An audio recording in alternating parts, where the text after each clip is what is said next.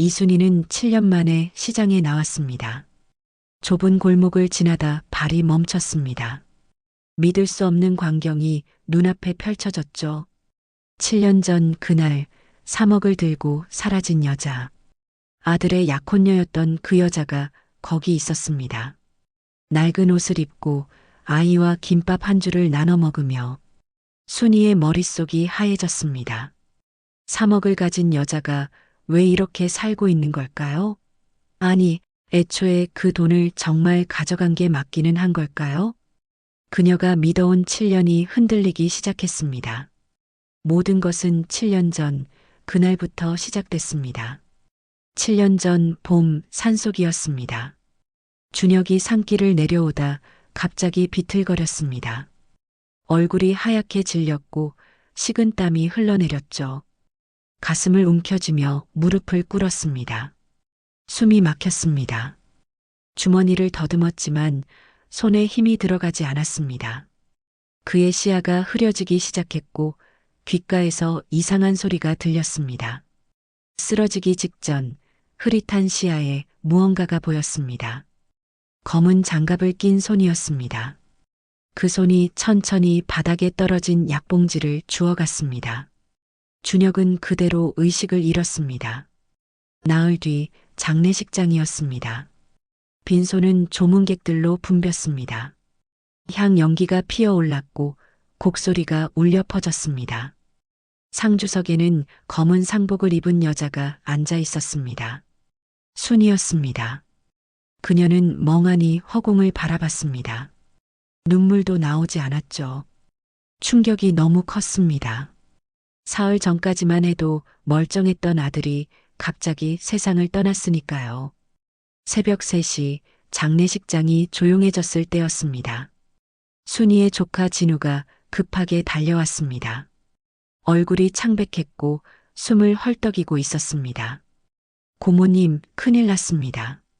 순이는 천천히 고개를 들었습니다.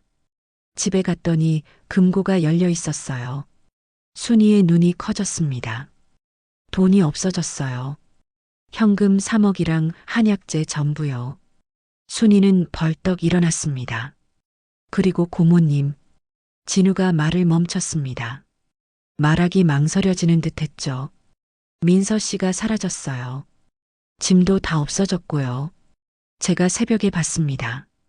검은색 SUV 타고 어떤 남자랑 떠나는 걸요. 순이는 그 자리에 얼어붙었습니다. 머릿속이 하얘졌습니다. 민서는 준혁의 약혼녀였습니다. 석 달 뒤 결혼식을 올릴 예정이었죠. 그런데 돈을 들고 다른 남자와 도망쳤다고요? 이상했습니다. 순이는 아무것도 본 게 없었습니다. 하지만 머릿속에서 이상한 일이 벌어지고 있었습니다. 마치 자신이 직접 본 것처럼 장면이 떠올랐습니다. 민서가 금고를 여는 모습, 돈을 가방에 챙기는 모습, 남자와 차에 타는 모습, 너무 선명했습니다. 진우가 계속 말했습니다. 제가 분명히 봤어요. 큰 가방 2개 들고 있었고요. 남자도 같이 있었습니다. 순이는 고개를 저었습니다. 아니라고 말하고 싶었습니다. 하지만 머릿속 영상은 점점 더 선명해졌습니다. 그날부터 순이는 민서를 완전히 지웠습니다. 이름도 사진도 모든 흔적을 지웠습니다. 7년이 흘렀습니다. 청심환 의원 대기실은 텅 비어 있었습니다. 의자에는 먼지가 쌓여 있었고 화분의 꽃은 시들어 있었습니다. 창문 너머로 옆 건물 한의원에는 환자들이 줄을 서 있었지만 이곳은 달랐습니다. 순이가 진료실 문을 열었습니다. 아침 9시였지만 예약은 하나도 없었습니다. 어제도 그제도 마찬가지였죠. 그녀는 천천히 안으로 들어갔습니다. 책상 위에는 준혁의 사진이 놓여 있었습니다. 웃고 있는 아들의 모습이었죠. 순이는 사진을 뒤집어 놓았습니다. 볼 수가 없었습니다. 재단 위에 유골함이 있었습니다. 순이는 천을 꺼내 조심스럽게 함을 닦았습니다. 먼지 하나 없이 깨끗했지만 매일 닦았습니다. 손이 움직이는 동안만큼은 생각하지 않아도 됐으니까요. 오늘도 아무도 안 왔구나. 중얼거림이 텅 빈 진료실에 울렸습니다. 저녁 6시 현관문이 열렸습니다. 진우였습니다. 손에는 반찬 봉투가 들려 있었고 환한 미소를 짓고 있었습니다. 고모님 또 왔어요. 밥 차려드릴게요. 순이는 고개만 끄덕였습니다. 부엌에서 그릇 부딪히는 소리가 났습니다. 진우는 능숙하게 밥상을 차렸고 순이 앞에 놓았습니다. 드세요. 순이는 말없이 숟가락을 들었습니다. 반찬을 입에 넣었지만 맛이 느껴지지 않았습니다. 그저 삼키기만 했죠. 진우가 조심스럽게 말했습니다. 고모님, 이제 한의원 문 좀 여시는 게 어때요? 환자들이 많이 기다리고 있는데요. 순이는 대답하지 않았습니다. 제가 도와드릴게요. 예전처럼 같이 진료하면 되잖아요. 여전히 대답이 없었습니다. 진우는 한숨을 쉬었습니다. 알겠습니다. 천천히 생각하세요. 그럼 편히 쉬세요. 그가 나간 뒤 순이는 혼자 남았습니다. 넓은 한의원에서 덩그러니 혼자였습니다. 시계 소리만 째깍거렸죠. 이렇게 7년을 살아왔습니다. 사람을 만나지 않았고 진료도 거의 하지 않았으며 집 밖을 나가지도 않았습니다. 그저 유골함을 닫고 빈 진료실을 지키며 하루하루를 보냈습니다. 며칠 뒤 순이는 결심했습니다. 약재가 떨어졌습니다. 더 이상 미룰 수 없었죠. 7년 만에 처음으로 외출을 준비했습니다. 거울을 봤습니다. 주름이 깊어져 있었고 머리는 새하얗게 새어 있었습니다. 7년 전과는 다른 얼굴이었죠. 순이는 한복을 꺼내 입었습니다. 현관문을 열었습니다. 햇빛이 쏟아져 들어왔습니다. 너무 밝았습니다. 눈이 부셨죠. 순이는 잠시 망설이다가 천천히 밖으로 나갔습니다. 서울 양령시장으로 가는 길이었습니다. 오랜만에 가는 곳이었습니다. 예전에는 자주 갔었죠. 약재상들과 인사를 나누고 좋은 재료를 고르던 곳이었습니다. 하지만 이제는 낯설었습니다. 버스에 올랐습니다. 사람들 사이에 서 있는 것조차 불편했습니다. 창밖을 바라봤습니다. 익숙한 풍경이 스쳐 지나갔지만 아무 감흥이 없었습니다. 양령시장에 도착했습니다. 시장은 여전히 북적거렸습니다. 약재 냄새가 코를 찔렀고 상인들의 목소리가 사방에서 터져나왔습니다. 어머, 원장님. 약재상 주인이 반갑게 인사했습니다. 오랜만이에요. 순이는 고개만 끄덕였습니다. 요즘 어떻게 지내세요? 대답하지 않았습니다. 그저 약재를 가리켰습니다. 주인은 당황한 표정을 지었지만 묻지 않았습니다. 약재를 샀습니다. 봉투를 들고 시장을 나서려던 순간이었습니다. 좁은 골목 사이로 낯익은 모습이 보였습니다. 순이의 발이 멈췄습니다. 낡은 반찬 가게 앞 플라스틱 의자에 두 사람이 앉아 있었습니다. 여자와 어린 여자아이였죠. 민서였습니다. 7년 전 사라진 그 여자가 거기 있었습니다. 하지만 모습이 완전히 달랐습니다. 머리는 대충 묶여 있었고 옷은 남자 작업복처럼 컸습니다. 색이 바래 있었죠. 얼굴은 7년 전보다 훨씬 야위어 있었습니다. 광대뼈가 튀어나와 보였고 눈 밑에는 검은 그림자가 깔려 있었습니다. 손이 눈에 들어왔습니다. 빨갛게 부어 있었고 상처 자국이 여러 개 보였습니다. 거친 일을 많이 한 손이었죠. 앞에는 김밥 한 줄이 놓여 있었습니다. 민서가 젓가락으로 김밥을 집어 아이 입에 넣어줬습니다. 아이는 천천히 씹었고 민서는 그 모습을 지켜봤습니다. 엄마도 먹어. 아이가 작은 목소리로 말했습니다. 응, 엄마는 배불러. 서연이가 더 먹어. 민서가 웃으며 대답했습니다. 하지만 그 웃음은 억지스러워 보였습니다. 아이는 다시 김밥을 한 입 베어 물었습니다. 민서는 단무지만 집어먹었습니다. 그것도 천천히 오래 씹으며 순이는 그 광경을 멀리서 지켜봤습니다. 가슴이 답답했습니다. 숨이 막히는 것 같았죠. 3억을 가지고 도망간 여자가 왜 김밥 한 줄을 아이와 나눠 먹고 있는 걸까요? 왜 손이 저렇게 거칠어져 있는 걸까요? 왜 옷이 저렇게 낡았을까요? 아이를 자세히 봤습니다. 마스크를 쓰고 있었습니다.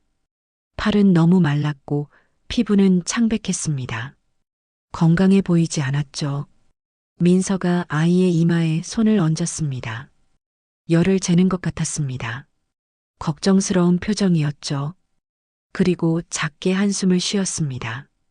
그 한숨에는 무게가 실려 있었습니다. 순이는 다가가고 싶었습니다. 뭐라도 물어보고 싶었습니다. 하지만 발이 움직이지 않았습니다. 7년 동안 그 여자를 도둑으로 믿었습니다. 아들의 장례식 날 돈을 훔쳐 도망간 나쁜 여자라고 생각했습니다. 그래서 이름도 지웠고 얼굴도 잊으려 애썼습니다. 그런데 지금 눈앞의 모습은 너무 달랐습니다.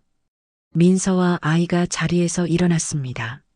민서가 아이 손을 잡고 천천히 걸어갔습니다. 뒷모습이 초라했습니다. 순이는 그들이 사라질 때까지 그 자리에 서 있었습니다. 한참 뒤에야 정신을 차렸습니다. 주변을 둘러봤습니다. 시장은 여전히 북적거렸고 사람들은 웃으며 지나갔습니다. 하지만 순이에게는 아무 소리도 들리지 않았습니다. 손에 든 약재 봉투가 무거웠습니다. 집으로 돌아가는 길이었습니다. 버스에 올랐고 창밖을 바라봤습니다. 하지만 아무것도 보이지 않았습니다. 머릿속에는 민서의 모습만 맴돌았습니다. 거친 손, 낡은 옷, 야윈 얼굴, 그리고 김밥 한 줄. 뭔가 잘못됐습니다. 순이는 그렇게 느꼈습니다. 7년 동안 믿어온 이야기가 흔들리기 시작했습니다. 집에 도착했습니다. 한의원 문을 열고 들어갔습니다. 텅 빈 대기실이 보였죠. 진료실로 들어가 의자에 앉았습니다. 약재 봉투를 내려놓았습니다. 두 손으로 얼굴을 감쌌습니다. 생각이 복잡했습니다. 내가 틀렸던 건가? 중얼거림이 조용한 진료실에 울렸습니다. 다음 날 새벽 순이는 결심했습니다. 직접 확인하기로 했습니다. 민서가 정말 어떻게 살고 있는지, 3억을 가진 여자가 왜 저렇게 사는지. 새벽 4시 순이는 차를 몰았습니다. 민서가 살고 있을 것 같은 동네로 향했습니다. 좁은 골목 안쪽이었죠. 낡은 다세대 주택들이 빼곡히 들어서 있었습니다. 한 건물 앞에서 사람이 나왔습니다. 민서였습니다. 새벽 공기 속에서 민서의 숨이 하얗게 피어올랐습니다. 낡은 패딩을 입고 가방을 메고 있었죠. 버스 정류장으로 걸어가는 뒷모습이 작아 보였습니다. 순이는 차 안에서 지켜봤습니다. 민서가 버스를 탔습니다. 순이도 조심스럽게 차를 몰아 따라갔습니다. 빌딩 앞에서 민서가 내렸습니다. 뒷문으로 들어가더니 청소 도구를 꺼냈습니다. 그리고 복도를 닦기 시작했습니다. 바닥에 무릎을 꿇고 손으로 구석구석 닦았습니다. 새벽 4시부터 7시까지 3시간 동안 쉬지 않고 닦았습니다. 순이는 차 안에서 그 모습을 봤습니다. 가슴이 답답했습니다. 7시가 넘자 민서가 나왔습니다. 이마에 땀이 맺혀 있었고 숨이 거칠었습니다. 다시 버스를 탔습니다. 이번에는 시장으로 갔습니다. 작은 식당 뒷문으로 들어갔죠. 앞치마를 두르고 싱크대 앞에 섰습니다. 설거지였습니다. 접시가 쌓여 있었고 기름때가 묻어 있었습니다. 민서는 거친 수세미로 문질렀습니다. 손이 빨개졌고 물에 젖었지만 멈추지 않았습니다. 주방 안쪽에서 주인으로 보이는 여자가 소리쳤습니다. 빨리 좀 해. 손님 들어온다. 네, 죄송합니다. 민서가 고개를 숙이며 대답했습니다. 그리고 더 빠르게 손을 움직였습니다. 정오가 넘어서야 식당을 나왔습니다. 5시간을 일한 것입니다. 민서는 벤치에 앉아 잠깐 쉬었습니다. 가방에서 삼각김밥을 꺼내 먹었습니다. 물도 마시지 않고 그냥 삼켰습니다. 순이는 멀리서 그 모습을 지켜봤습니다. 오후 2시 민서가 다시 움직였습니다. 이번에는 병원이었습니다. 대학병원 소아과로 들어갔죠. 한참 뒤 아이와 함께 나왔습니다. 서연이었습니다. 아이는 여전히 마스크를 쓰고 있었고 걸음이 느렸습니다. 민서가 아이 손을 잡고 천천히 걸었습니다. 수납 창구 앞에서 민서가 카드를 내밀었습니다. 죄송합니다. 카드가 한도 초과입니다. 직원이 말했습니다. 민서의 얼굴이 굳었습니다. 가방을 뒤적이더니 지갑을 꺼냈습니다. 1,000원짜리와 5,000원짜리를 꺼내 세기 시작했습니다. 한참을 세었습니다. 63,000원입니다. 간신히 금액을 맞췄습니다. 손이 떨리고 있었습니다. 순이는 멀리서 그 모습을 보며 눈시울이 뜨거워졌습니다. 저녁이 되었습니다. 민서는 집에 아이를 데려다주고 다시 나왔습니다. 편의점으로 향했습니다. 밤 9시였죠. 편의점 불빛이 환했습니다. 민서가 카운터에 서서 손님을 받았습니다. 순이는 차 안에서 시간을 확인했습니다. 밤 9시부터 새벽 2시까지 5시간 더 일할 것입니다. 계산해 봤습니다. 새벽 4시부터 밤 2시까지 22시간 중 18시간을 일하고 있었습니다. 순이는 핸들을 꽉 쥐었습니다. 3억을 가진 여자가 왜 이렇게 사는 거지? 목소리가 떨렸습니다. 순이는 더 이상 참을 수 없었습니다. 확실히 알아야 했습니다. 민서가 정말 돈을 가져갔는지 아니면 다른 진실이 있는지 은행으로 향했습니다. 지점장은 순이의 오랜 지인이었습니다. 조심스럽게 부탁했습니다. 강민서라는 사람 통장 좀 확인해 줄 수 있나? 지점장이 난처한 표정을 지었습니다. 원장님, 그건 개인정보라. 제발 부탁일세. 꼭 필요한 일이야. 순이의 눈빛이 절박했습니다. 지점장은 한참을 망설이다가 고개를 끄덕였습니다. 프린트가 나왔습니다. 순이는 떨리는 손으로 서류를 받아들었습니다. 천천히 읽기 시작했습니다. 입금 내역은 3곳뿐이었습니다. 청소회사, 식당, 편의점, 월급이었죠. 모두 합쳐도 200만 원이 안 됐습니다. 출금 내역을 봤습니다. 병원비가 매달 100만 원 이상이었습니다. 월세, 공과금, 식비가 나갔습니다. 남는 돈은 거의 없었죠. 대출 기록도 보였습니다. 1,200만 원. 모두 병원비로 쓴 흔적이었습니다. 순이는 서류를 내려놓았습니다. 7년이었습니다. 7년 동안의 기록이었습니다. 그 어디에도 3억의 흔적은 없었습니다.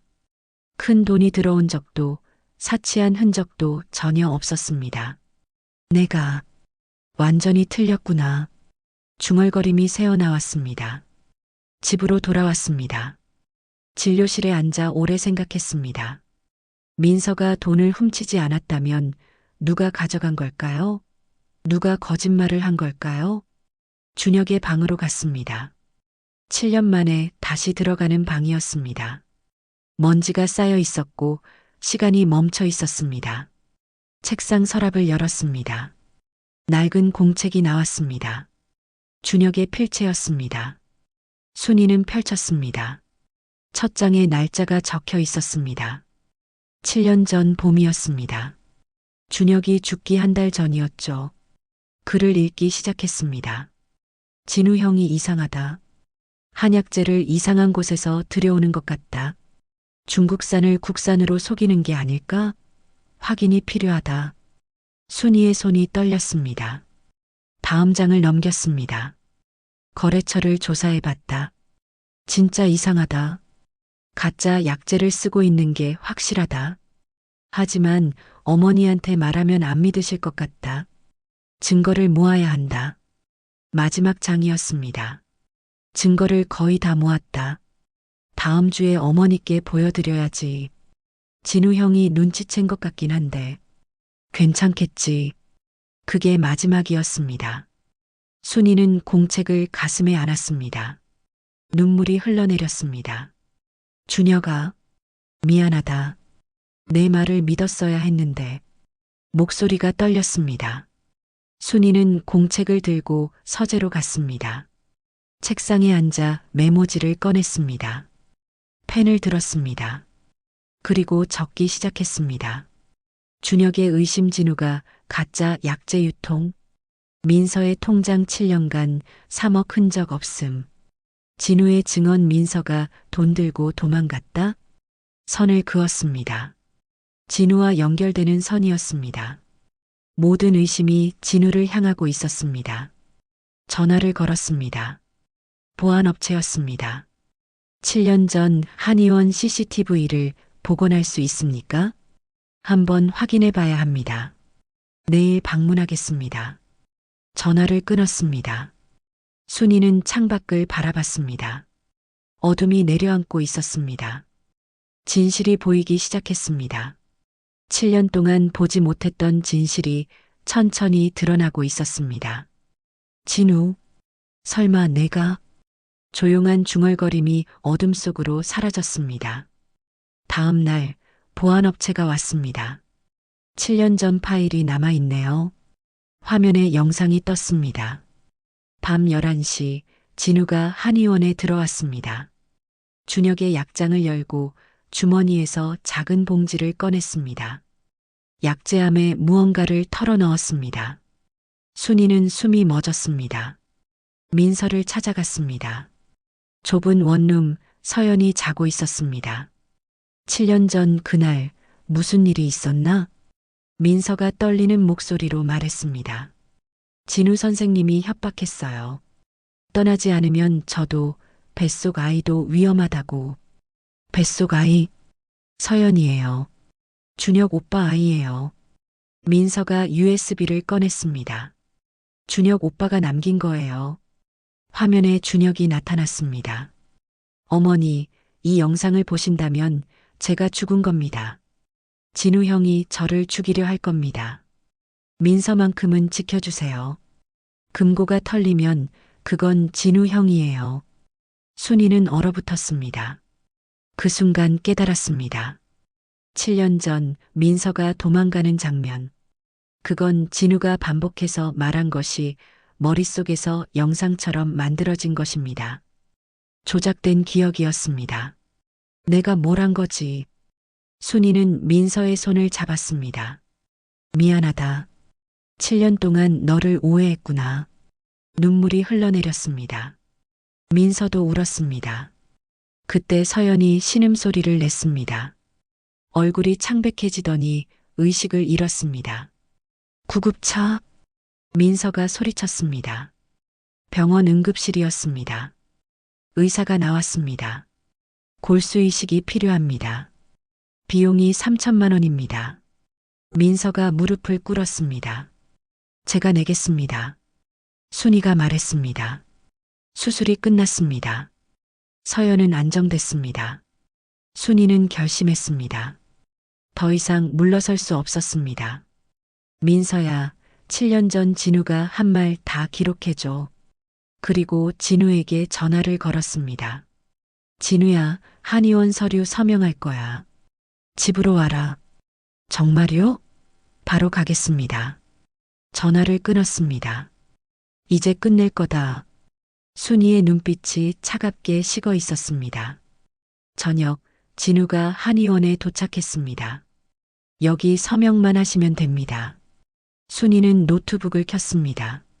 화면에 CCTV 영상이 재생됐습니다. 진우가 준혁의 약장에 무언가를 넣는 장면이었습니다. 너 뭘 한 거냐? 진우의 얼굴이 굳었습니다. 순이가 준혁의 공책을 보여줬습니다. 준혁이가 다 적어놨다. 내가 가짜 약재 쓴다는 걸. 그리고 USB를 재생했습니다. 진우 형이 저를 죽이려 할 겁니다. 준혁의 목소리였습니다. 말해. 준혁이 한약에 뭘 탄 거냐? 왜 금고를 털었냐? 순이가 소리쳤습니다. 진우가 주저앉았습니다. 강심제를 넣었어요. 준혁이가 제 비리를 알아냈거든요. 금고는 장례식 날 기회였고 민서는 협박했어요. 모든 게 쏟아져 나왔습니다. 커튼이 움직였습니다. 민서가 나타났고 경찰이 들어왔습니다. 다 들었습니다. 최진우 씨 체포합니다. 진우가 끌려갔습니다. 조용해졌습니다. 끝났습니다, 어머님. 그래, 끝났구나. 순이는 준혁의 사진을 바라봤습니다.